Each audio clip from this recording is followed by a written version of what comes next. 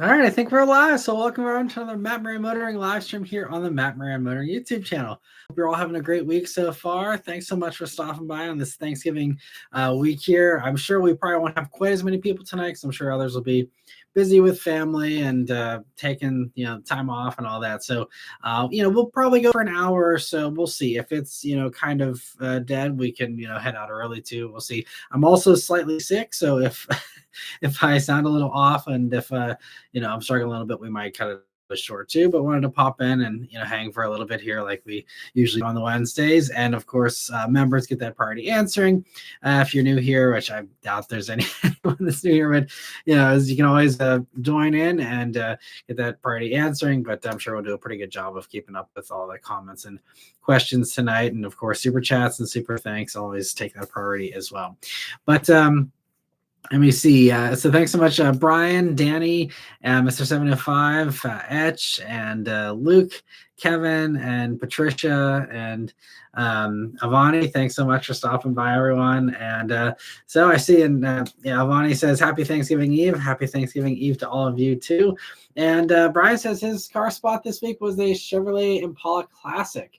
Nice. That's, I don't know exactly which generation, whether it's like the really classic ones, you're talking like 80s, 90s. But regardless, always fun to see an Impala. That was one of the cool things I saw in the junkyard here this past week. If you watched that video I posted a couple of days ago, saw what I think was an Impala SS in the junkyard. It had a badge for it, but not totally sure if it was a real one or not. And no one's commented yet that's an expert to confirm whether or not that was actually what I saw. But yeah, so I may have actually also seen a cool Impala this week, possibly.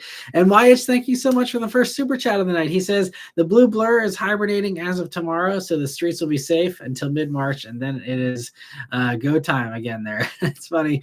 Well, hopefully you don't miss it too much over the wintertime there, and hope you can take it for one last drive tomorrow there for some fun. And thanks so much for stopping by for the super chat.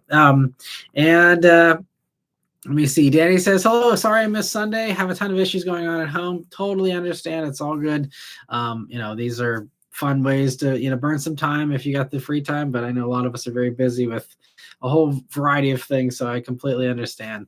He says he drove Saturday and today, and his verse spots were an 88 Pontiac Bonneville SSE Pre-Series I-3800.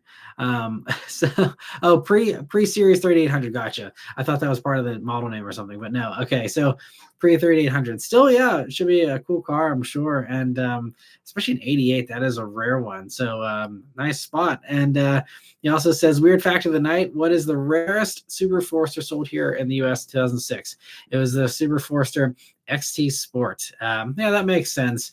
I'm sure there was definitely a lot less demand for the XTs, and that's why we don't have an XT anymore. But they were fun back then for sure, and lots of people still love modding them even these days. And Danny also says, I'm not spacing out while driving anymore. It was just a lot of stress that hit me like a truck. Had to get my medication changed. All good now. Well, glad you got it all sorted out there and you can get back to enjoying life on the road. Let's see. It also says, ever find yourself driving and spacing out? I thought I was on a 2-lane road, but it was actually a 2-way road. Pretty funny. And let me see. I see he's in a joking mood tonight. He says about the only 10 I see.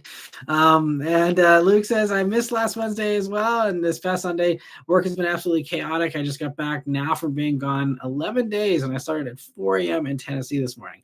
Man, well, I guess you probably won't last too much longer here either, Luke. So definitely get yourself some rest. Thanks for stopping by, though. And sorry it's been so crazy. Hopefully, be a little bit more relaxed now. But he also says he saw a Nissan Cube and a Cobalt SS. Man, the Cube, I actually haven't seen a Cube in a while. That's a cool spot. And Cobalt SS too is pretty rare these days, I'd say. Most of them have been, scrapped and just, beaten to the ground pretty much. So it's great that you saw one. And Patricia says, best YouTuber of all time. I appreciate that, Patricia. Thanks for stopping by. Let me see. Fastlin says, hey, Matt, only getting closer and closer to that Durango Hellcat. I want you to review the Hellcat jailbreak. I'll watch that all day. Yeah, if Dodge sends one, I'll certainly go for it because I think what's the new I can't keep up with like the new little incremental changes they always do. Is it just a new paint color, I think, for Durango Hellcat this year? Or is I think it's that the jailbreak is opened up now. So now you can, yeah, just like build a one of one like you were able to do with Charger and Challenger in the last couple of years there. So that's yeah, that'd be fun to try out. Strangely, my last Hellcat Durango review, actually both of the ones that I've done, they never get views. My Charger and Challenger videos get really good views. At least they did back in the day. But the Durangos just never really got as many views. I'm not sure why. The initial review, I think, maybe got okay views, but like I did a week with one and that video didn't do well. And I just did like a saying farewell to the Durango Hellcat back in the fall, back when we thought it was on its way out last fall. Yeah, that didn't get a whole lot of views either. So, but it's fun. So I'd certainly have another go in one and take a chance again. But Grant, thanks for stopping by. He says, "Hey man, hope you're well. I'm falling out of love with the Giulia Quad. The build quality isn't great." Oh, that's a bummer. He says, "Thinking of a 330i M Sport or C300 AMG line for better quality and tech." I mean, yeah, that would just obviously be a big downgrade as far as performance, but I know you've got plenty of other fun cars to scratch that itch if you want, So 330 is, really nice. I reviewed one a couple of years ago. Really like those. C300, I mean, Beth leased two of them, and we had an AMG line package for the C300 for her 2019 that we built. The new generation, I haven't actually reviewed that yet, but the prior generation was, nice. I hope they made the ride a little smoother though for the new generation, because hers is a little bit of a firm ride, honestly. I mean, she loved the AMG line look, but I think the suspension was a little firmer than I think I personally would have liked. I mean, it was fine, but yeah, I mean, both are good. I think it comes down to what your priorities are. I think, especially if you want better build quality, because I've heard some horror stories about this, current generation of Mercedes products as well. I mean, there's been some really just not great stuff that I've seen. So obviously, if it's a used one, you can check it out and see everything. Hopefully, it won't age much worse than what it already has in the first couple of years. But I think you're going to be better off with a BMW from a build quality standpoint. And I think even an Audi would probably be an improvement build quality wise over the Mercedes these days. Yeah, I mean, obviously there's other oddball choices if you want something that's out of the ordinary again. You could go to, Kia Stinger GT, or you go to Genesis G70. Even G80s you can probably get for, a nice discount. But because the Genesis, especially the G80, is a very high quality feeling car. I mean, it feels like a bank vault. It's so nice. So, I mean, there's other options, but, there's a reason why the 3 Series and the C Class, sell really well. They're, always solid choices, I think, for a lot of people too. I just would say buy one with an extended warranty. I mean, you're no stranger to, again, older European vehicles. So, the electrical gremlins and stuff that could come up. But, I just personally wouldn't want to have one of those, vehicles without an extended warranty. Same goes for the Giulia though, but that's unfortunate that you're not enjoying it as much. Yeah, I'm trying to, if there's any other suggestions to further complicate your decision making, but I don't think there is. I think that's probably all that I've got off the top of my head. But yeah, I mean, you could also go TLX Type S, but I don't know if that's going to really be much of an improvement build quality wise. I mean, they're fine, but it's not going to feel super luxurious inside, really. Let me see. Patricia says she saw a Nissan Murano Cross Cabriolet today, so I'm happy, or I'm so happy. That's awesome. That is a rare one for sure, and I'm sure everyone gets a giant smile thanks to Savage Geese now when they see a Murano Cross Cabriolet. So that's cool. And Etch says, I got to stop doing violent flybys. I scared a grandma in a Sentra. I felt bad. Yeah, I mean, you got to deploy the power responsibly, and especially if it's loud power. Because yeah, I mean, that's actually, I mean, not like it was the driver's fault, but that's why my daughter won't go to a Carson Coffee, because we went one time and a straight piped C6 like revved super loud next to her and scared the crap out of her, and she's like terrified to go back, as she always asks, are there going to be really loud cars there? And like, obviously she's, she like there's some cars where I'm driving press cars and it sounds cool and she likes that and she's fine with some stuff. But whenever it's a straight pipe car right next to your, little ears when you're, at that point, I think she was maybe two, is not not ideal. So personally, I get annoyed by super loud stuff these days. But let me see. Luke says, "Did Juneau, the capital of Alaska?" Cheyenne didn't because she had to Peoria. Really bad. Man, everyone's on a. It's. I guess we're doing some turkey jokes here. This is great. I'm all for the jokes. And Etch also says, "Happy Thanksgiving, Americans." Appreciate it. And I think so. Yeah. Does excuse my ignorance? Is there a Thanksgiving kind of thing for Canada? I know obviously there's like Boxing Day and stuff like that, but I'm curious. Maybe it's just a different day, right? If I remember correctly. I'm out of the loop on my Canadian holidays. But let me see. Also, Etch says America, Mustang, mashed potatoes. Pretty much, some people say Coke and apple pie. Always the stereotypical things. And Danny says in 2019, the Chevy Traverse had one of the highest revving production V6s for an SUV, a 310 horsepower V6 with that revved out to 7,000 RPM and 6.7 seconds 0 to 60. Yeah, an unlikely vehicle to have a high revving engine there, but yeah, I wonder why they didn't just cut it off at 6,500 like everybody else with that motor. But it's funny. Brian says it was a 60s Chevy Impala convertible. Very nice. That's awesome. I'm surprised. I don't know exactly where you're at, Brian, but especially around here, basically all the classics have already gone into hibernation. So that's awesome. You saw one. Tumbling Mustard, thanks for stopping by. He says, my wife and I were having a fun conversation. What is the pettiest reason you'd pass on a car? My wife said Amber DRLs, and I said if it had Jeep on the front. I'd love to hear from everyone. I'd love to hear from everyone as well. Pettiest reason. I don't know. I mean, there are certain cars that I personally, even though I can objectively review them and I'm, fine with them from a car reviewer standpoint, there's just certain cars that I still would never buy myself. And a lot of it, either is just I don't feel like I vibe with the clientele of the car. Again, obviously anyone can enjoy any car, but if there's bad stereotypes associated with stuff, it's not a car that's, if I don't align with that, then it's not something that I want to, I mean, and this is why part of the reason why, for example, I hate large trucks because, a lot of the times large trucks are not driven by nice people. I'm sure there are plenty of nice people that drive large trucks.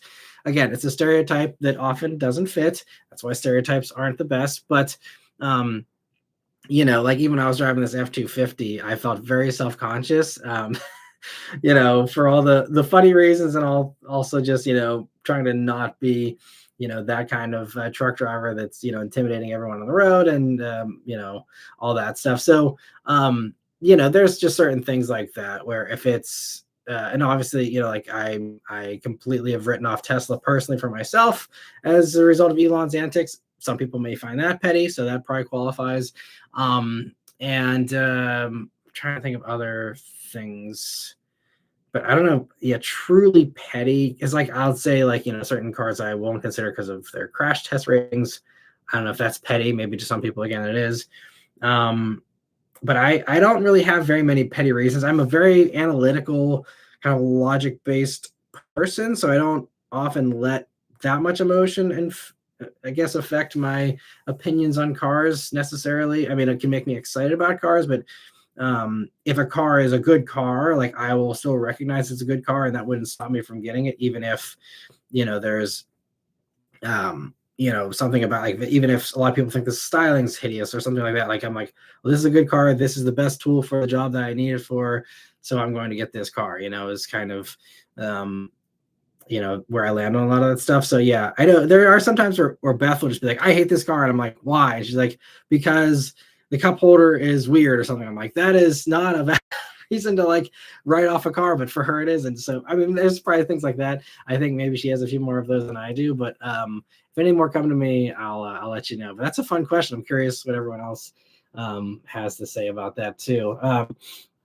And Beth overheard just texted me rude.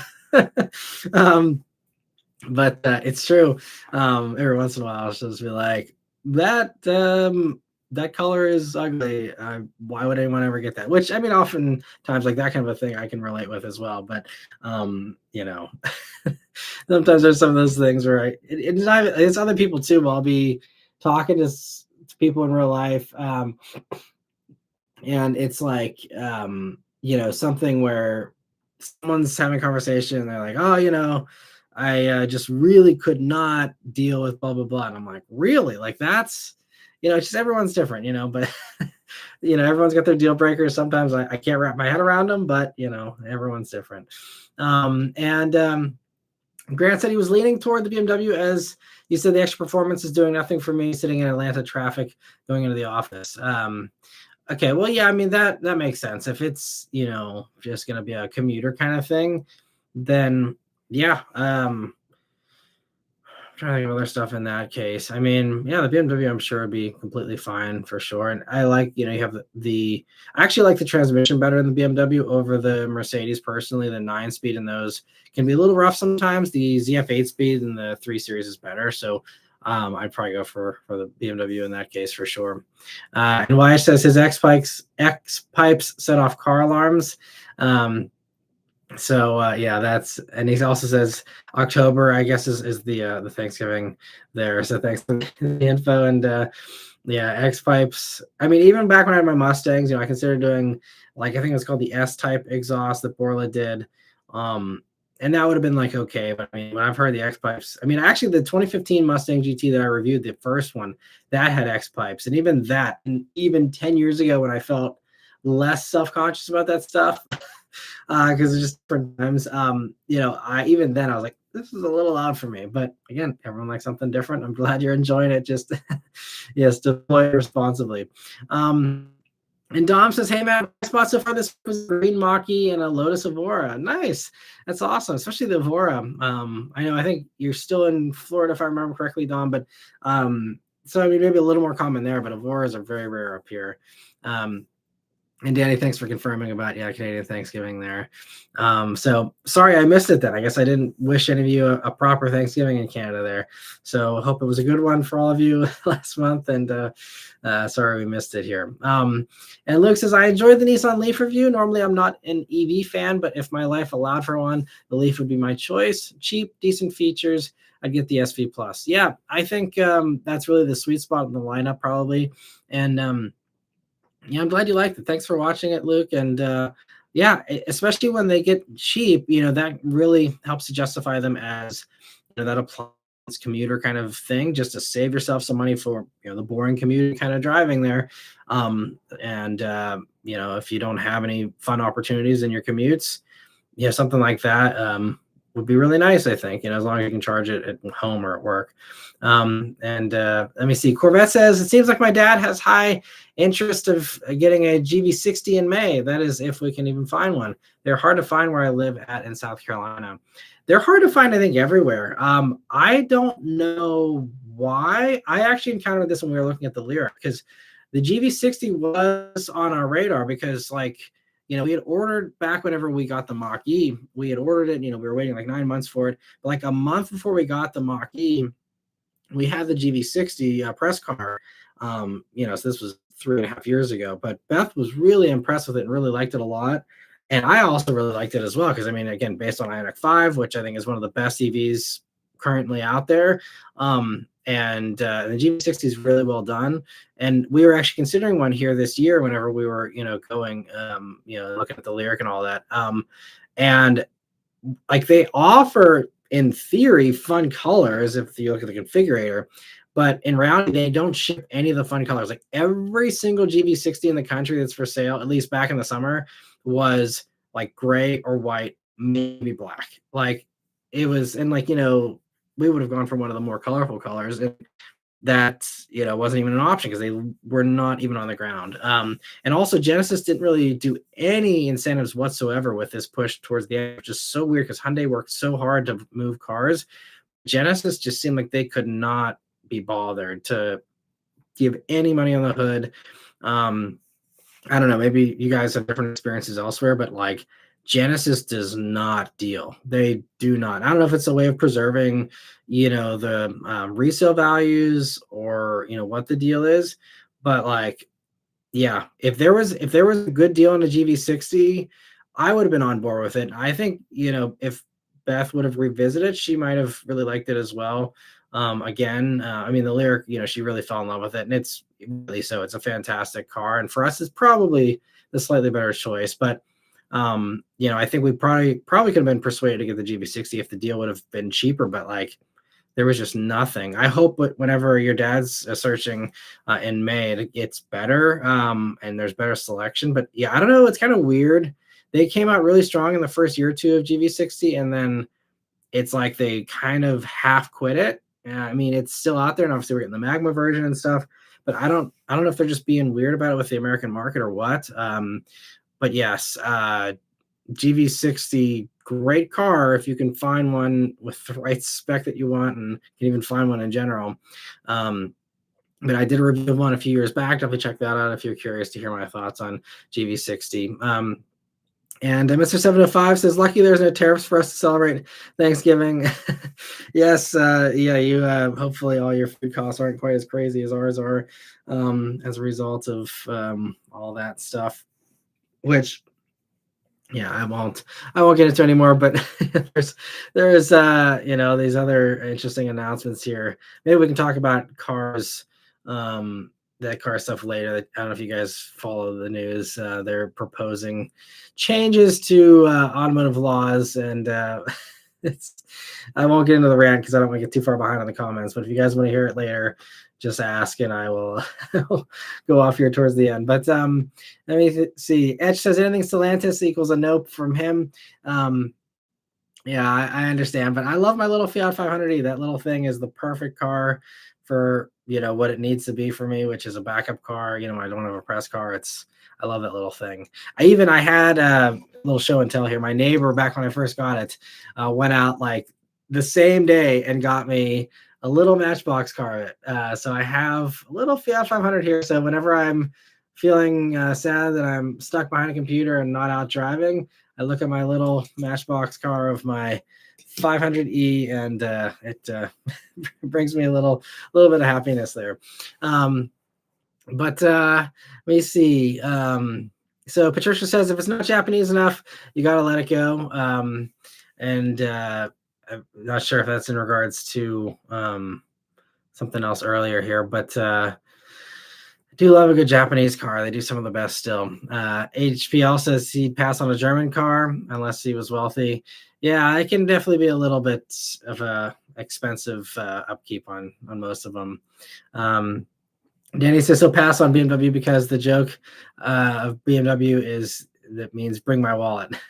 I actually haven't heard that one before, surprisingly. I thought I heard just about all the automotive jokes like that, but I had never heard that one. That's funny. I'm fully aware that my Fiat, means fix it again, Tony. And so, thankfully, the knock on wood, I have not had to worry about that. And let me see. Corvette says he's open to maybe getting a used 24, 25 model if he can't find a brand new GV60. Yeah, I mean, that's a good option. I don't even think there's really a ton of used ones, honestly, either. But absolutely, if you can find a nice used one, I mean, used EVs are definitely the way to go if you're not going to lease, in my opinion. Still, if you're going to go new, lease it just so you don't hit yourself on depreciation. And then if you're going to go, if you're open to use, and you want to buy, then I think that would be, the better way to purchase if that's what he's into. And Etch says Ram truck drivers are the worst. That seems to be the case around here as well.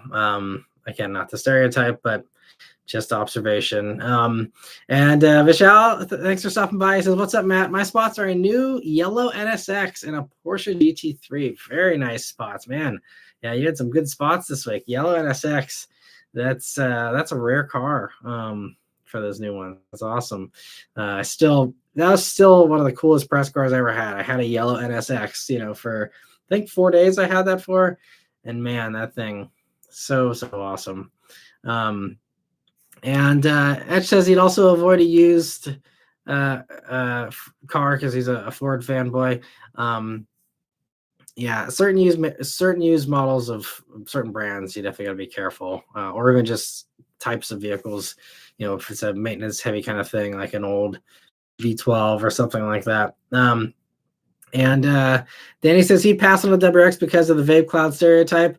Yeah, I could see that as being more discussions about the petty ways, reasons for passing things. I mean, yeah, I do love, many things about the WRX still.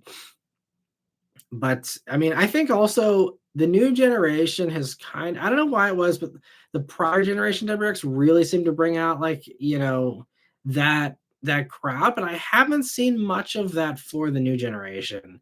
So I don't know, why that is, but at least around here, maybe it's just because they're newer. I'm just seeing, more mature mods and more, just people having stock WRXs of that generation driving on more, at least around here. But yeah, I can understand that for the WRX. I know it's not for everyone. And Luke says his Hartford is broken. I haven't concord that yet in my life. I need to climb the Montpelier of confidence. Man, we're just keeping the jokes rolling here. And Cam, thanks for stopping by. And Etch says he saw a modded Nissan 350Z and they're still sexy. Would you consider it timeless, or is that too much? I think I'm with you there. I think it is kind of a timeless design.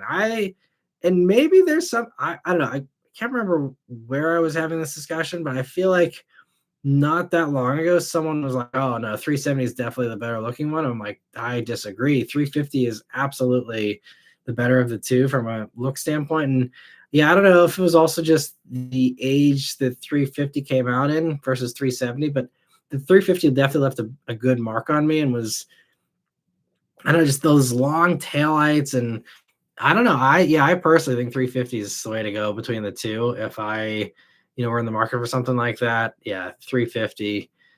Honestly, and I mean, this is also kind of unpopular opinion, but I prefer slightly styling of pre-refresh 350 versus the refresh, which I know the refresh ones are actually much better and they fixed a lot of this stuff and issues you had with the, pre-refresh. But I don't know, just that original styling, I loved it.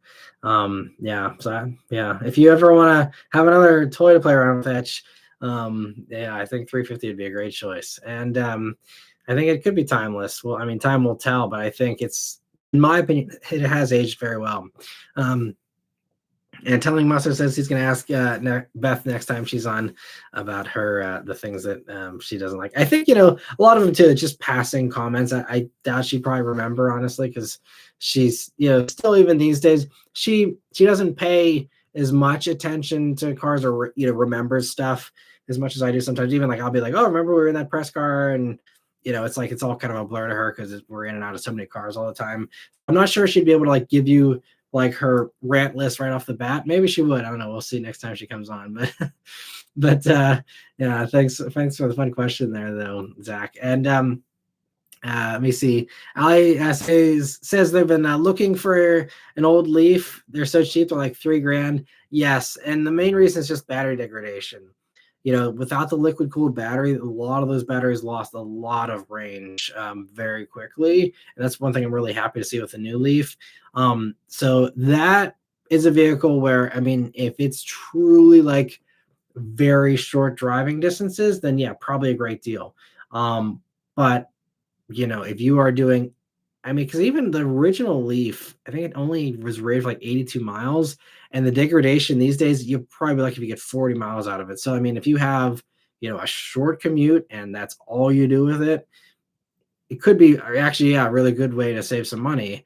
Just don't expect it to last super long, I'll say. And maybe there's ways to, swap in batteries in those that isn't super expensive or something. I don't know too much about that generation, but Just be warned, you will definitely not be getting the range that it was initially rated at, or even close, probably. So just, I'm sure you probably already know that, but if in case you didn't, definitely, that's the reason why they depreciate insanely fast, even faster than most other EVs. And thankfully that'll be fixed here for the new version, so that's good. And Edge says, what is the first thing you eat on Thanksgiving? I love mashed potatoes with gravy. I could care less about the bird. For me, it's usually the stuffing is my favorite part. Stuffing with gravy on it is definitely, because I mean, you never get stuffing anywhere else, so like you can get turkey other places, all the other components of a Thanksgiving dinner, you encounter in other meals throughout the year, but like nobody makes stuffing for anything except Thanksgiving. It seems it's not like a side. You can't, I mean, I think if you guys remember Boston Market back in the day, way back, and maybe that's a regional thing too, so I'm not sure if any of you even know what that's what that is, but Boston Market was like a chain that kind of was like KFC style, like food in larger amounts, family style. Anyway, I remember they offered stuffing as just like a regular side. I think that's the only place, maybe, I don't know if it's based in Boston stuff, maybe in Boston you can get stuffing more often. I haven't done any time in Boston, unfortunately, but so stuffing is the way to go for me, usually followed by the turkey, but I do love mashed potatoes too, so all good stuff. And Cam says he drove on the DC Beltway last night for the first time in the rain in my mom's Sequoia on the way to the airport. I think she could have used the Xanax. I mean, the second I'm on the DC Beltway, and this was even before the crazy times, the DC Beltway is like a guaranteed way to raise my blood pressure. The second I'm in Northern Virginia and I start seeing the crazy drivers and I start seeing the cops every 2 miles that, throw you in jail for 5 over the speed limit. I mean, like, it's a bad combo. And then the traffic is terrible. And again, just the crazy driving. Oh, I hate driving. I think I'm comfortable saying the DC Beltway is the worst driving experience you can have in America, as far as, and I've driven a decent amount of the country. I mean, I haven't done the Midwest stuff, but probably not a whole lot that triggers you there. So I'm confident saying the DC Beltway may actually be the worst in the country. And I've sat in LA traffic, crawling LA traffic and stuff like that. I'll take that any day over DC Beltway traffic personally. I hate it. Yeah, that's, I sympathize with you and your mom. That's definitely not something that I would enjoy either, especially in the rain in a Sequoia. Yeah, you had your hands full there, and glad it all worked out, and kudos to you for handling the situation well. And Edge says, I watched your bullet vid, and that was me when I was picking up mine this summer. I couldn't stop smiling. I got to find me a Beth, but she better be anti-EV. Well, depending on where you look, I'm sure, there's plenty of girls on that side of the aisle as well. But best of luck finding it. Yeah, it's, finding the right person can take a long time, but, take your time with it, and hopefully it works out. It really just comes down to a luck thing a lot of times. So just got to put your best foot forward, and hopefully the universe helps you out there with that. And I can relate though. I was single for a long time, and it sucks. So I totally can understand. And Dom says a Matt Maran at the end would be cool. All right, maybe we'll do a little one if you guys want about the new proposed regulations or deregulations. And I see Mr. 705 agrees. Okay. So once we get close to the end here, I'll try and be more concise, then I will just go on a little rant here. But so also happy to see the OKS basis with his fantastic new username. I'm not paying 42 grand for a prelude. Says the new laws sound like a good premise for the next Matt Maran video. True. Absolutely how should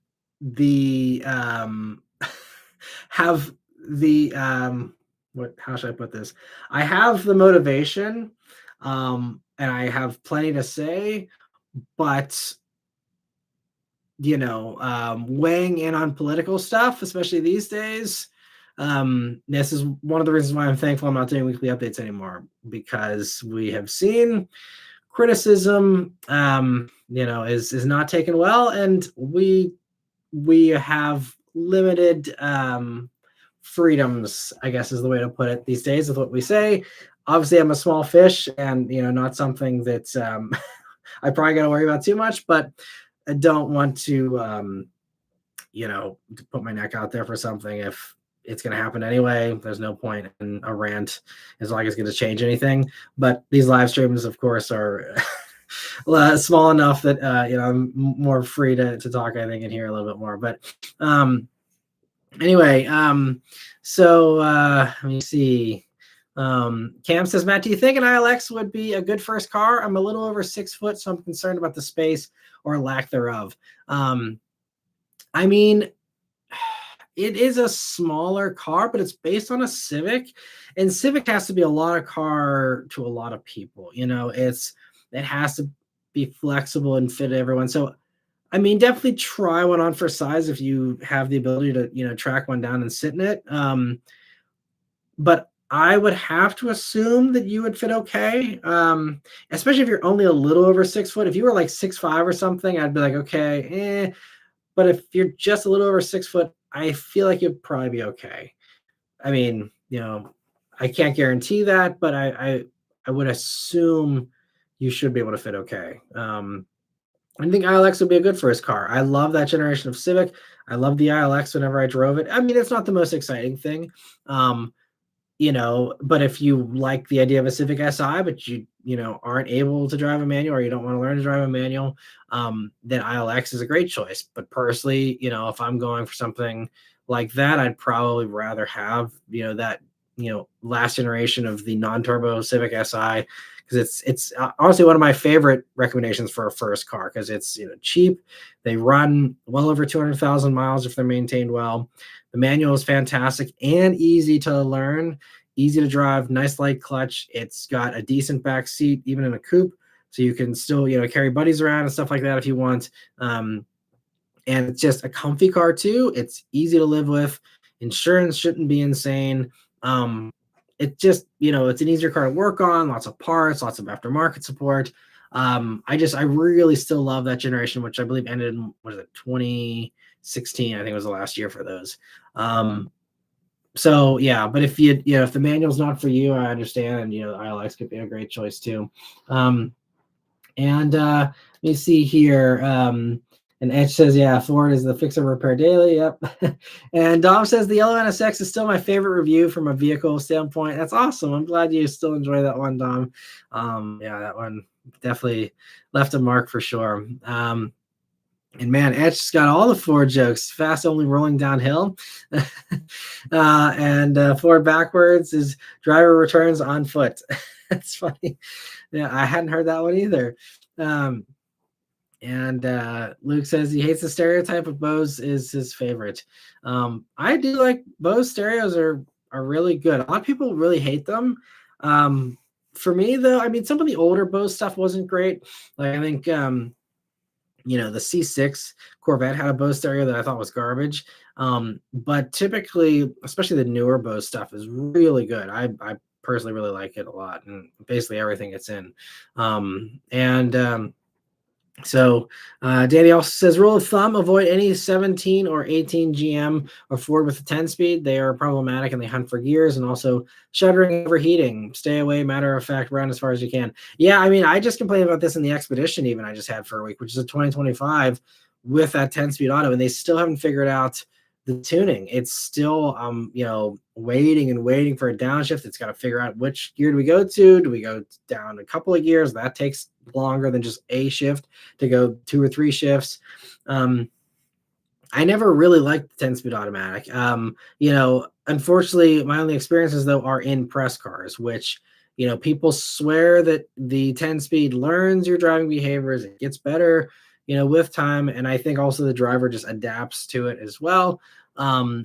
So I don't know. I'm sure if I live with it, it'd be better. But even I was just talking to one of the guys from Motor Week who was on the Charger drive with me a couple weeks ago, and he said I think he's got a 2020 Mustang GT. He said he loves it, but it's got the automatic, and he's like, it's that transmission just bothers me. He's got like 120,000 miles on his, and it's been acting fine, knock on wood. So it's been reliable for him, but he just still gets annoyed by it. So yeah, it's a shame there's not a better automatic for the Mustang. But if you really want a good automatic Mustang, I mean, this is easy to say, but I would go GT 500 if you can afford it, because the dual clutch in those is fantastic. But that's the only automatic Mustang that I've actually enjoyed with the shift speeds, because even the old ones, the 6-speed auto was fine. It was just kind of slow, but at least it was a little more predictable, I'd say. But yeah, whenever they went to that 10 speed, don't love it. Honestly, the GM stuff, I don't really have as much of a problem with it. I think GM must do tuning better, because I don't recall having it annoy me in any of the GM products that it's in. So I don't know. But Etch says that the 350Z was his first car, an 06 Grand Touring. Wow, that's an awesome first car. Well, I can understand why you've got a soft spot for it then still. And Etch says EV should come with big drapes so you can use the wind. Well, I mean, they are doing all these different aerodynamic tricks to try and do different things. Now, if you saw, the new Cayenne EV that just came out last week that has those little like extending winglet kind of things that pop out of the back to again help with that aerodynamic profile. I know you're joking, but that's different things like that to try and play around with it to harness the wind or minimize it as much as possible. It's kind of fun. And Danny also says to stay away from the Ford power shift transmissions. And yeah, that one is definitely bad. I know even Beth, she had a Fiesta. She had a 2014, I think it was 2014 Fiesta. And her transmission, yeah, she had to get it replaced at 4,000 miles under warranty, thankfully. It didn't actually like fail on her, but it was just recalled, and it was, being a little weird. And they're like, yeah, yours is one of the bad ones. We're going to swap it out. And her sister also had a Fiesta. She also had to have the transmission swapped out, I think twice actually in hers, maybe, or at least once. Yes, now I mean there's been a bunch of lawsuits and all kinds of stuff about that one. It's just a bad transmission for sure. And Etch says you have to say it like a Bostonian, Boston market, right? And Ed says you should try some DVP traffic in Toronto. Yeah, I've never sat in Toronto traffic, so I can't say, how it is in other parts of the world. I mean, I've sat in traffic in some other, cities and stuff, but yeah, I mean, even like London traffic, fine. Yeah, there's other places where, haven't had any issues really. Just DC Beltway, not fun. And Insignia Gaming, thanks for stopping by. I said I've been watching your car reviews for years, and time I would buy sorry, I was reloading the comments here, is buying a certain sports car. I would always see if you had a review for it. Keep up the reviews, would love to see more sports cars. Well, I appreciate the comment. Thanks for watching all these years. And yeah, sports cars, I always, I'm looking to do more of those. Used sports cars, at least with the dealers that I work with, there's not a lot of them that pop up. So that's a little harder to find. But anytime there's a new sports car in the press fleet, I'm always, trying to get my hands on them for sure. Cause I personally like, enjoy them as well. Yeah, I'm still debating, how to go forward with this channel as far as the cars I pick. Cause I'm slowly, coming to the realization that obviously AI is here to stay. And if the trend that I've been seeing is that more and more people are using AI for car shopping and less YouTube reviews, I, expect the value of regular car reviews to start dropping. I mean, it already has dropped off. This year has been brutal for everyone that does YouTube car reviews. I mean, everyone's down on views, everyone's down on earnings, pretty much. But, so I could foresee this channel getting back to its I mean, I've always wanted to do, consumer advice, and I think I feel very passionately about helping people find a car they'll love. But if people don't need help from me anymore in that area, generally speaking, again, I'm sure, many of you value that, and there's probably, several other people that do. But, if that is not of mainstream um, value anymore, then this channel could just go back to being entertaining instead of helpful. And instead just be, hey, let's show off cool stuff. Let's, film me having a blast, doing accelerations, and show, maybe some cool, builds, some cool mods people have done with, the modified stuff again, get back into that stuff and just kind of, quit trying to give car advice and instead just, this is cool, this is fun, let's go for a fun ride together, and that's it. I mean, I wouldn't be opposed to that. Obviously it'd be very fun. I just, it's just, that's something I'm trying to debate now as far as 2026 and where I go with that, if I even still do YouTube. But if I do, is it something where I kind of make that pivot? And do I make that pivot sooner rather than later? Do I drag my feet? It's really hard to say, because I think the final little thing I'll say about this is that there's a very different kind of evergreen nature to the regular car shopping videos, typically speaking. So, whenever it's a regular review, they're looking for advice on that car for a long time. And this is why, for example, like my review on the 2020 BMW 330i, it's a regular 3 Series, but it has very high search volume, and people are always looking for, used, certified pre-owned kind of 3 Series in that range, just a few years old. Lots of people always looking for advice and, reviews on that. And that video, like on a daily basis, every single day, that video brings in more views and more money than the crazy V8 Swap Miata that I filmed, when was that, a year and a half ago now, where, I mean, that obviously that still was the far better video to do, because that's gotten over 800,000 views, it's paid me far more money than, the 2023 series review ever will. But like, that video now gets less views every day than a regular 3 Series, or than an, Acura MDX review or something like that, because everyone said, ooh, that was fun, cool. And then they forget about it, and everyone's already seen it now. So like, there's no reason to go back for anyone else to go back and watch, because no one's searching for that anymore. No one, that's not a car that continues to hold interest.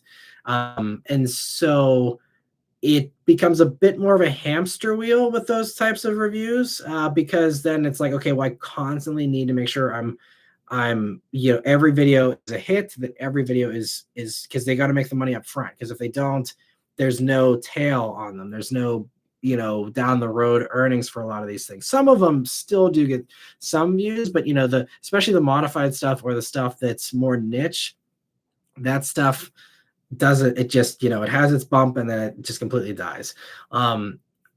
So it just kind of switches the business model for this. The idea that I had with this channel for longevity and to, kind of break out of the hamster wheel a little bit, was to say, okay, well, let's build this, pyramid essentially of cars that, it's this growing mound of stuff that's always getting views every single day. And that gives me a nice baseline. And then everything else that's new is just gravy on top. Obviously, you still have declining views on all these things as they get less and less relevant over time. So, a 2023 series review is very relevant now, but, in 5 years, probably will be less relevant. So there, it still is a little bit of a, quicksand kind of situation where you're still sinking, but at a slower rate than you would be with just like, like even the same as vloggers. You do a vlog, everyone watches it that day or that week. And then no one ever watches it again. No one goes back and watches a vlog that a vlogger did, 2 years ago, because you couldn't even find it even if you tried, because it's all vague titles, and it's all, it's not searchable. It's not indexable, really. It's not a bingeable series or anything. It's just, so, and that's why these, vloggers get burned out very quickly, because you can only outdo yourself for so long. You can only, keep posting every day or all the time before you finally are just like, okay, like there's no more I can do here. I'm tapped out. And that's why I built this to not get tapped out. So again, I know this is way off in the weeds from what you're actually trying to say there with your initial, comment, but so that's why, like, that's one of the things I run the risk of with the sports cars. There's way less people shopping for sports cars than, large through crossovers or whatever. So, but that could be the right path for it. If everyone that's shopping for through crossovers is just asking ChatGPT about it now, then I'm not needed anymore. So let's go drive sports cars and have fun, So, that's still something I'm kind of kicking around. I'm curious to hear, if you guys have any thoughts on that as well. But that's kind of the debate. But so long answer to your question that yes, I very well may just do a lot more sports cars and sporty vehicles exclusively going forward, in the fairly near future if, it seems more and more clear that, ChatGPT is just going to keep cutting in on views. And now even just this week, they announced, this shopping feature where you can, ask it to, you basically the same thing. You say, hey, I want this, and this at this price point, and I want it to look like this or whatever. And like, whether you're shopping for a new suit or you're shopping for a coat or you're shopping for a car, like it's getting better at that. And the fact that they're really focusing on that, obviously they want the affiliate link stuff with ChatGPT. They're trying to find ways to, generate revenue from it. But, I think that could really cut into car sales, especially if they actually are focusing on shopping for that now. So, we'll see what happens. I mean, there's still a decent chance that I may not even be doing this, much, much longer if things don't improve anyway. So we'll see. It might be, a too late decision once I finally do make up my mind, but we'll see what happens. Let me see. Danny, I'm going to skip your comment because I would have to fact check that. But let me see. Luke says, as a trucker, my least favorite place to drive is between George Washington Bridge, New York City, and the Dan Ryan in Chicago. Interesting. Yeah, honestly, I've driven in New York City, several times. Just recently at the New York Auto Show here back in the spring, where I drove in a Mini Cooper, the Mini Cooper S I had earlier this year. That was fantastic for New York. On the way out, I was in the giant BMW X7. Not as ideal, but honestly, I had a very limited driving experience in New York City this year. It wasn't a whole lot of driving, but like New York to me, it's stressful and I don't enjoy it, but it makes sense. Like I know what to expect with New York drivers in New York City, and I have been there enough and I've driven there enough that for the most part, I know, kind of how to conduct myself so that I don't get shouted at and beeped at and stuff as much. And so, I wouldn't choose to do it, but, I don't dread going into New York City in a car as much as I do the DC Beltway. And it's interesting about Chicago too. I did get stuck in a pretty gnarly traffic jam in Chicago back when I was picking up the second Mustang GT after I gave up on the cursed one. Chicago traffic can be a little bit rough, but yeah, that's interesting. And so yeah, you would know, Luke, because you've driven everywhere and you do way more miles than any of us do, I'm sure, every year. So interesting. I'm sure, yeah, especially in a truck, New York City's got to be horrible. Man, yeah, that would be a nightmare. So kudos to you for braving that. Raphael, thanks so much for stopping by and for the very generous super chat. He says, sorry, songwriting and let the time get away from me. I can catch the last few minutes. That's awesome. And it's just asking what kind of music you write. I'm curious as well what kind of music you write. And yeah, definitely don't worry about catching these live streams. If you're doing something way cooler like songwriting, that is awesome. And yeah, keep on keeping at it if you've got the inspiration. So that's awesome. Etch says he's still trying to be a rapper. Yeah, thanks so much again for the super chat. And yeah, we'll with the last few questions here, and then I promised everyone I'd go on a little tangent here about the proposed changing regulations briefly before we head out. But so let me see. And she says, "What about a special line of Mustang called America? Someone make me Ford CEO. Jim Farley does not know what he's doing. He's armchair CEOing." Yeah, I mean, I guess there's the California Special Mustang, which actually these days probably wouldn't play very well. I mean, they currently have it, but you're going for the most America thing. California is probably not going to be the state you want to pull inspiration from if you're appealing to that kind of a fan base, specifically with that trim. But yeah, I guess I don't know. I'm sure Dodge will do it before Ford does, because Dodge likes to lean into that whole group of buyers more than Ford. But let me see. So L. Adrian C says, "How's married life?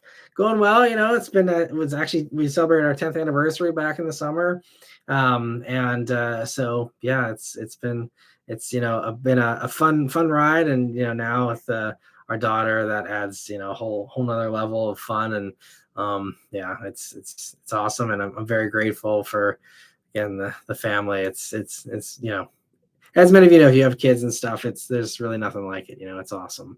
And Cam says, "I would go for the 9th Gen SI, but I don't think I want something that old, as I'm trying to stretch this car so that hopefully I won't have to have a payment until my 30s. Gotcha. Okay. Well, in that case, I mean, even an ILX, they're a little bit on the older side. I'm not sure how old you are now, Cam. But if you want a car that's going to last you a long time, yeah, I'd recommend something from Honda or Toyota. Typically, can't go wrong with either of those. I mean, there's others that could last as well, but I think those are probably the two safest bets there. Yeah, I think basically, I mean, there's a few things probably to avoid from those, but as far as like the lower stuff, the Civics and things like that, I think any of those I'd have confidence having it last you a long time. And Luke likes his Bose portable speaker. That's good to hear. Yeah, I don't know much about their portable stuff, but I'm glad it's good. And Etch says he finds JBL speakers to be amazing. I throw mine in the pool and it still plays underwater. Nice. Well, I'm glad that their portable stuff's good. The JBL speakers in the Toyota cars is very underwhelming. I think Toyota consistently has some of the, I mean, they're not bad, but it's the least impressive stereotypically in its segment with the JBLs. I mean, most of the others have gone to a Bose or some other brand, Harman Kardon, things like that, where I think they do sound better. I mean, they're all kind of owned by the same conglomerate, but for whatever reason, JBLs they always just seem a little flat to me. And Luke says he thinks that the 8-speed auto is perfect. It's enough gears for low RPM highway cruising, but not super complex like the 10 speeds. I agree. I think 8's fine. Even like a 7-speed, you have your 6 regular gears, and you have that overdrive. You can have, the ratio be crazy, crazy long, and be completely fine, So I think those are, I think we kind of figured it out, and then we overcomplicated things with adding more gears, and I'm glad we haven't gone beyond 10, but yeah, I think everyone realized look, this doesn't make any sense. And Ed says, "I forgot to ask you about synthetic fuel. What do you think? Can combustion engines be saved?" So I haven't looked into it in the past 6 months or so I don't have the most up-to-date information.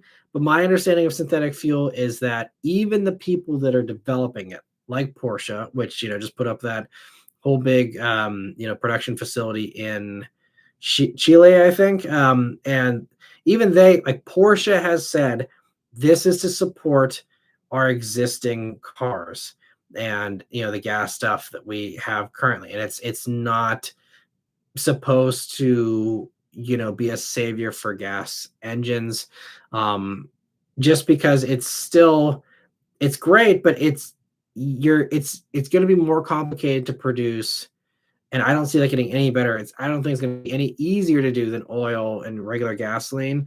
And as a result, there's going to be a price premium always. I mean, volumes will improve, and as the volumes improve, pricing will come down, but it will still never be cheaper than regular gas. And so, for that reason, I think, it will prolong the life of gas engines, again, especially the collector stuff, which is why Porsche is doing it. To enable them assuming we get back into a world where, people care about emissions again, it's just designed to, kind of allow you to have that combustion while still doing it in a, better environmental way. But to me, it's not gonna save it. It's just going to accelerate the gas powered sports cars and enthusiast vehicles into being more of a rich person's plaything, because you'll be spending $8 a gallon for gas or whatever. And you know you kind of get a little hint of this in Europe already with just how expensive gas is over there. And obviously they didn't have the EV option until not too long ago here. But even back then, I mean, if you wanted something that was a gas guzzler, like, you had to have a lot of money because it's very expensive. And it's the same case, I think, for the future of gas here.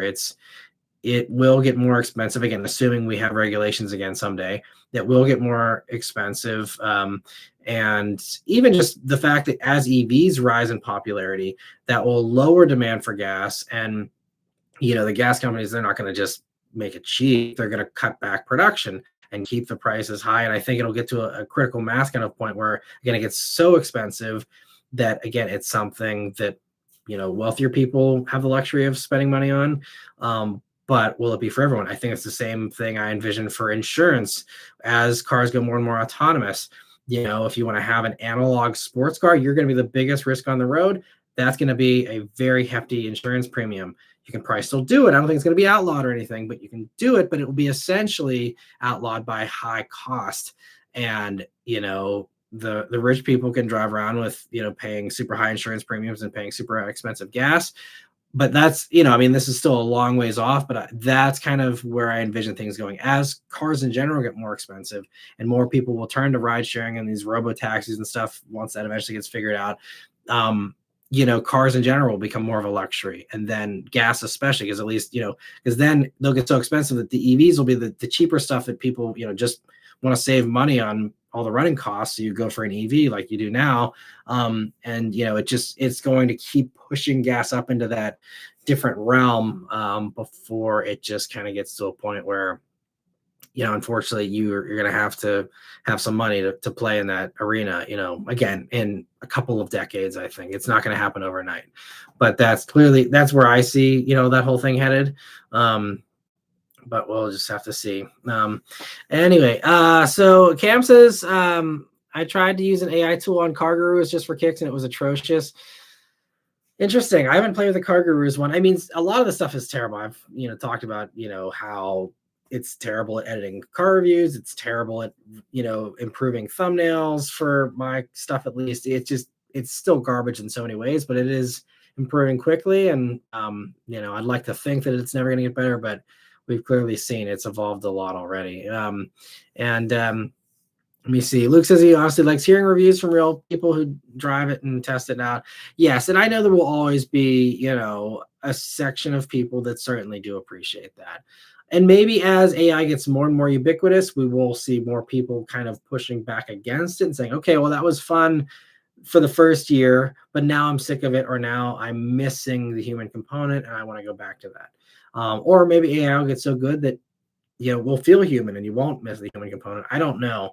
I think that's, I am thankful that there are a lot of people that will appreciate real humans, but is that enough to survive off of? I mean, it can be a fun side thing. It can be a fun hobby, but I just don't know if there's gonna be enough volume there to make it a large, enterprise that you can live off of. But maybe others can, but it's gonna be probably, again, if views drop any lower than they have now, like I'm gonna have to, just do something else. Even right now, I don't know how much longer it'll last again. So, but if it dropped even more, like there's no way. And I know for a lot of my other colleagues, again, their earnings are also down similar to mine. A lot of them have more of a margin, have more of a padding. They're coming from a higher starting place, but they can only take so much bleeding either, so, but anyway, see Cam suggesting Matt Moran gaming. I mean, that could be a fun way to go about it. I just feel like gaming is so overdone. But I've talked about on these live streams, it'd be fun to do some gaming live streams just a few times, but I don't envision that being a viable path forward for this channel, or even for me doing YouTube, in any capacity. I'm really hoping the junkyard thing kind of takes off more. We'll see, if that does or not. But um, you know, I see Etch is suggesting car video games. I mean, I love games. I just haven't played any video games in a couple of years because I just don't have the time. But if I'm doing it for this, for lives or something like that, it could be a lot of fun. I've talked about, booting up my old Gran Turismo 2 save game and, seeing all the, funny builds that I built, 25 years ago, whatever. So, I'm hoping to do that eventually. I do. My brother-in-law knows how to. He's got the equipment to stream from a console and stuff. So I'm gonna figure it out here and do it. Maybe I should do it sooner rather than later, in case I'm not regularly on YouTube. Sometime in the future here. But I want to get that done at some point. So I think it'd be really fun to share with you all. Let me see. Ellie Rally says, been watching since before the EcoBoost. Thank you for all the years of support. It's over a decade now. It says, bought a 2024 M340i a few months back. Have you driven a rear-wheel drive M340i? And what do you think of the car in general? I have not driven the rear-wheel drive one. I did do the all-wheel drive one. I'm sure you probably saw the review of that. I think I did that about a year and a half ago or so, possibly. But did one, really liked it. It was really good. I understand why there's so much hype behind them. They sound great, they drive great, really great cars. I'm always kind of getting drawn to the oddballs like the Giulia and others, but I think M340i really is a solid car. I mean, solid powertrain, very reliable, great cars, very comfortable. It's a great all-rounder. I can't fault anyone for going for an M340i. They're fantastic, and congrats on getting one. That's awesome. And he also misses the weekly updates. I know a lot of people do, and it sucks that I couldn't keep those going. And if anyone wants to do a giant sponsorship, I'll happily bring them back. But just was not making the money it needed to make, unfortunately. Ryan, thank you so much for super chat too. He says, happy Thanksgiving to you and your family, Matt. Thank you. Happy Thanksgiving to you too, Ryan. Hope you have a great one. Let me see. I'll do the last few questions here, and I'll do my little mini tangent on the regulations, and we will head on out. So, as Edge says, he uses ChatGPT agent mode to do my job. He works from home and just go drive the blue blur. I bring my work phone in case I get a message or email. I need a job like that. As much as I love my job, I will admit I'm jealous of the people that can like go on a conference call a couple times a day, answer a few emails, and like that's their whole job. I have no regrets as far as doing YouTube, but man, when I'm talking to other people my age, then I mean, a lot of people work very hard. I'm not discounting anyone else's, work situations, but when I hear about ideas like paid time off and sick time and holidays and vacation, it's like, wow, like what a world. Health insurance. I mean, I have health insurance, but I have to pay for it myself. Just all these, I don't have any benefits. Obviously, YouTube gives us nothing, even though what do they make? Like $35 billion in the last quarter. And just dominating, winning all their lawsuits, and everything else, and still can't improve the revenue share here on YouTube. They're still squeezing us. I mean, again, I'm thankful for the platform they've given me, but yeah, I wish Google would kind of give back a little more. Anyway, so let me see. Back to Raphael. He says he's been a blues and rock guitarist for about 45 years, which is epic. That's awesome. And so you might appreciate this, Raphael. So my father-in-law also he's been in a bunch of bands. He's produced some music and recorded a bunch of stuff on his own and stuff. He does a thing called the RPM challenge. I don't know if you've heard of this. I don't think it's a large thing, but it's like every month they're tasked with coming up with, like, each artist has to like come up with, I don't remember the amount of songs. I don't know if it's like 7 songs for the month or something like that. It's multiple songs every month they write, and then at the end of the month they have like a marathon where it plays for hours on end, and you listen to everyone's creations, and it's just kind of one of the fun things that he does there to kind of stay active in that, since he's not actively gigging or anything much anymore. But I'm not sure if if you've ever done that, Raphael, or even know what that is, but that is one fun thing I know he enjoys, and he's been a guitarist for probably similar amount of time, probably even pretty close to that probably. And let me see. It's just the California Special Mustang is a ripoff. Yeah, it's just an appearance package. It's not. I wouldn't recommend it either for sure. And Gregory says, Matt, I love my Stelvio. I'm interested in Alpha. What they do with the next gen Julia, but are you optimistic about it being on the Stella medium platform based on your experience with the Charger 6-pack? That's actually a very good question. Before you asked that, I actually hadn't. I mean, I knew that the Julia, the rumors it was going to be on Stella Medium, but I didn't go into the Charger drive thinking about how that could affect Julia. That's interesting. Let me mull that over for a second here. I mean, yeah, I mean the motor's great. So that motor, it's really about the weight. I mean, as you saw if you watched the Charger review, it handles very well for being 4,800 pounds, even on Tail of the Dragon. So it's very impressive, but obviously it would need a lot of alpha tuning, and I think it would benefit from certainly dropping weight as much as they possibly could.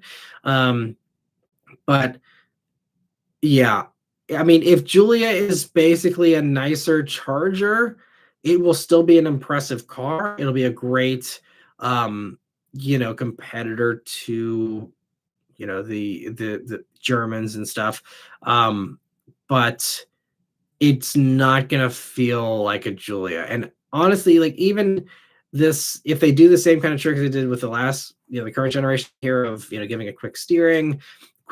Like, so even if you gave like the current Charger that I just threw, you gave that quicker steering. I mean, with that much weight, it get a little dicey. And yeah, I hope that if they shrink it down, then that would really help the weight. And then it has a lot of promise for sure, because the chassis is great, the motor's great, transmission's good, all-wheel drive system's great. I mean, all those components are fantastic. So with lower weight and a smaller footprint, I think it's the start of a very good recipe for sure. I can safely say that. I mean, it's going to be a bigger car and it's going to be heavier. So depending on what you love about your Stelvio and what you're looking for from a next gen Julia, just be prepared that it's not going to be as agile as the current generation. It's not going to be. It's going to be very impressive, and I'm sure probably even faster around the Nürburgring and stuff like that. But like from backroads joy kind of perspective, I would have more fun in a current generation Julia than I would in the Charger Scat Pack, I think. And actually, it was kind of funny.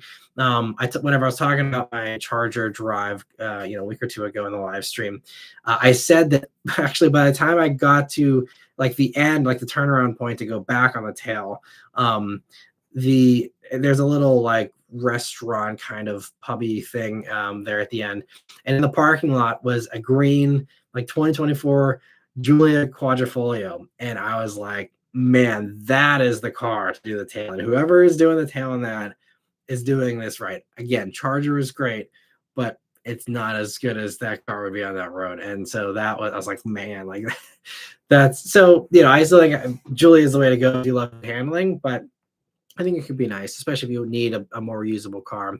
And I see the follow-up. He says, thanks, Matt. Yeah, I'm just having a hard time picturing it. Current gen Julias are steals on the used market right now. Yeah, they are. They are so cheap. If I needed a car that was 4 doors, it would be very high on my list. It's such a good value in my opinion, because they actually, if you look at the Carfax on most of them, they are actually fairly reliable. Like more reliable than most people give them credit for. But yeah, once the Charger 6-packs are at dealers everywhere, go test drive one, just to kind of picture it for yourself and kind of get a taste. But if you're into Julia handling and Stelvio handling, it's not gonna be quite as good. I can safely say that. And let me see. Cam says AI is too polite. We need some rants. I mean, I guess that's another way to, going forward, AI probably won't rant unless you specifically ask it to. Maybe it would. I don't know. I haven't tried, but like, yeah, maybe things like that would be the way forward. Yeah, the more human, emotional human side kind of, which I guess could also be part of the appeal of doing, sports car reviews. If I'm having, reactions and, high emotion, that's something that AI probably couldn't replicate as good as just being like, here is Matt's thoughts on the Grand Highlander. Like it can be harder to fake the emotions that I have, I think. So I think that could be maybe a possible other perk of going for the enthusiast stuff. So that's a good point, Cam. He also says AI is also unfunny. Yeah, I just think the whole premise of it just kind of makes it not very entertaining, generally speaking. And Ed says he hates self-checkouts. I remember this. Yeah, you talked about this a while back, but yeah, your dislike of self-checkouts there. He says, yeah, why am I doing free work by doing the checkout stuff there? Yeah. Personally, I'm an introvert, so I'm happy to not have to talk to someone when I'm doing the checkout stuff. But it's fine. Because like, for example, I do a lot of my shopping late at night because I'm busy, working all day.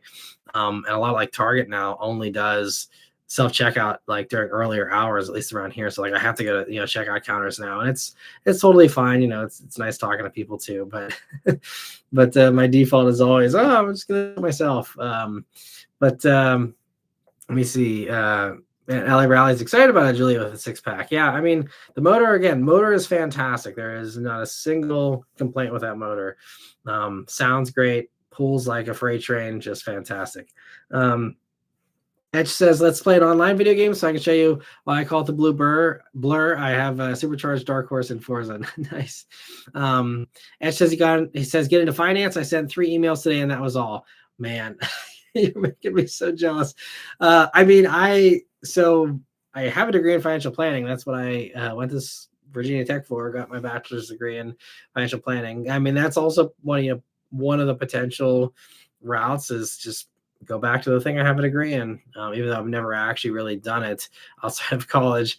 But have the degree, and sometimes that's all it takes to get your foot in the door sometimes. So, yeah, it's man, yeah, I'm jealous. And Ash says, I like that Go Johnny Go song by Chuck Berry. Is that blues? No, that's actually like early rock and roll, I'd say.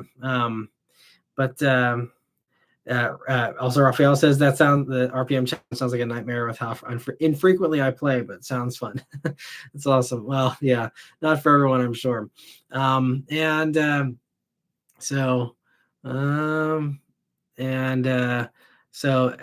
also says ChatGPT is a little corruptible. I've convinced it that Dodge makes great cars.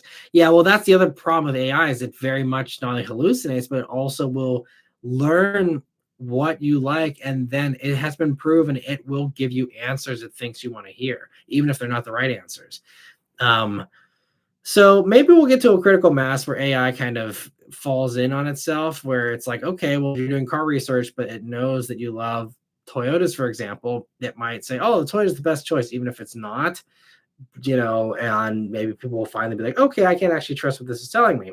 I don't know. We'll see. But people really, as we see in social media stuff, people really like just having an echo chamber of having pats on the back and people who agree with them and stuff. So I'm not sure how many people actually want to hear opposing viewpoints these days. So maybe ChatGPT has the right idea there, and people just buy the thing that they like anyway, and objective reviews won't be needed. Let me see here. So Mr. 705, I see your comment about Pharmacy's Edge. Mr. 705 says AI was great for me to make a possible business logo, but don't want to ask it about driving dynamics when it's never driven a vehicle. Very good point. I wish more people agreed with you. Let me see. So Cam says I need a reliable car that'll last me 300,000 miles. AI says Dodge Hornet. Right? Yeah, maybe it would. I don't know, but yeah, definitely would not be the right answer there, I think. So yeah, we'll head on out here. The last little thing, like I mentioned, for those of you who are still hung on till the end here.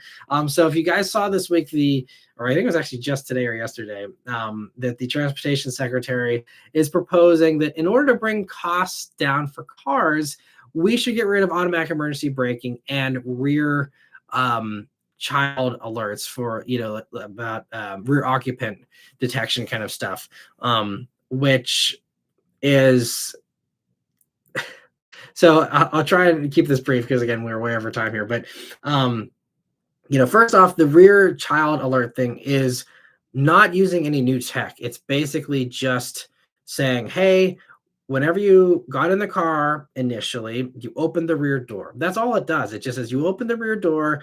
And so therefore we have reason to believe that something or someone is back there. Otherwise you would have not gone into the back seat before you started driving the car. So when you get out of the car, it's literally just an alert on your cluster that says, hey, check the back seat. That doesn't cost any money. Getting rid of that is not going to remove any cost. And there's some more advanced systems that do use ultrasonic radar stuff, but that is optional stuff, I think, in most of these. And if it's standard, it's a voluntary standard thing. It is not required.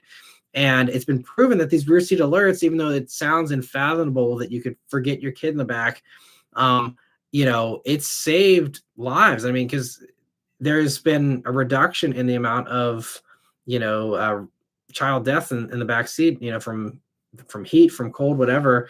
It has worked. And sure, you might think it's annoying, and you can turn it off, by the way, which, but it's just it's a bad idea for trying to remove costs, because it doesn't remove any costs unless you're going to get rid of door alarms and get rid of seatbelt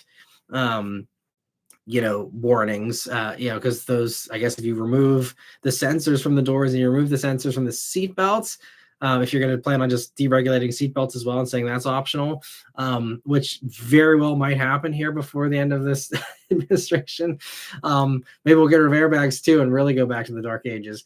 But it doesn't save any money. And then the automatic emergency braking stuff, that does drive up the cost for sure, but that has drastically reduced the amount of rear endings that have happened in the past, what has it been now, 7 years since that's been introduced, and that, by the way, was not federally mandated. It still is not federally mandated. That is a voluntary thing that car companies chose to do. They said, this is going to be for the greater good. We're all going to agree to do this. And in that agreement, it meant that, yes, everyone's prices went up. And so therefore no one was penalized unfairly, because they all agreed this is something we should do, and they did it. So one, that's not a federal thing. So even if, they say, hey, you guys should drop this, I don't think they actually will. Because again, they're the ones that chose to do it, the car companies.